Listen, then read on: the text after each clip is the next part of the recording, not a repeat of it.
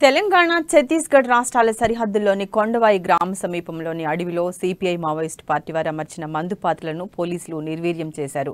అడవుల్లో ప్రెషర్ మైన్లను అమర్చి నిత్యం అడవుల్లో పశువులు మేకలను మేపుకునే ఆదివాసీ ప్రజల ప్రాణాలతో నిషేధిత సిపిఐ మావోయిస్టు పార్టీ వారు చెలగాటమాడుతున్నారని పోలీసులు తెలిపారు. మందు పాత్ర పేలి పశువులు వాటి కాపర్లు మృతి చెందారని, దీంతో ఆదివాసీలు అడవుల్లోకి వెళ్లడానికి భయపడుతున్నారని చెప్పారు.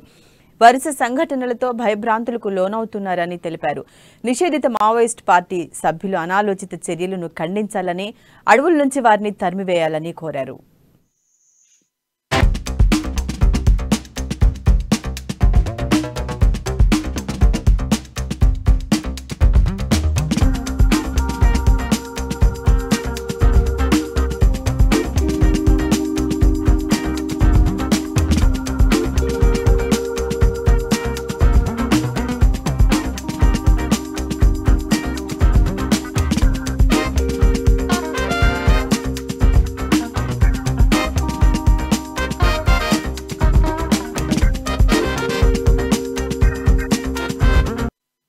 రైట్, దీనిపై మరింత సమాచారాన్ని మా ప్రతినిధి నవీన్ అడిగి తెలుసుకుందాం. నవీన్, చెప్పండి, తెలంగాణ ఛత్తీస్ రాష్ట్రాల సరిహద్దుల్లోని కొన్ని గ్రామాల్లో మావోయిస్ట్ పార్టీలు మందు పాత్రలు పేల్చి అక్కడ నిత్యం పశువులు మేపే వాళ్ళకి ఇబ్బందికి గురి చేస్తున్నట్టుగా తెలుస్తోంది. దీనిపై పూర్తి సమాచారం ఏంటి నవీన్?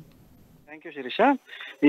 నిన్న ఏదైతే 26వ తారీఖున తెలంగాణ ఛత్తీస్గఢ్ రాష్ట్ర సరిహద్దు ప్రాంతమైన కొండవాయి గ్రామం సమీపంలో అడవిలో చెర్ల పోలీసులు, బీటీ టీం సిబ్బంది మరియు సిఆర్పీఎఫ్ బిఎన్ సిబ్బంది పోలీసులను లక్ష్యంగా చేసుకుని నిషేధిత మావోయిస్టు పార్టీ సభ్యులు ఏర్పాటు చేసిన ప్రెషర్ మైన్ ఈ రోజు చెర్ల పోలీసులు గుర్తించి నిర్వీర్యం చేసినట్టు మనకు తెలుస్తుంది.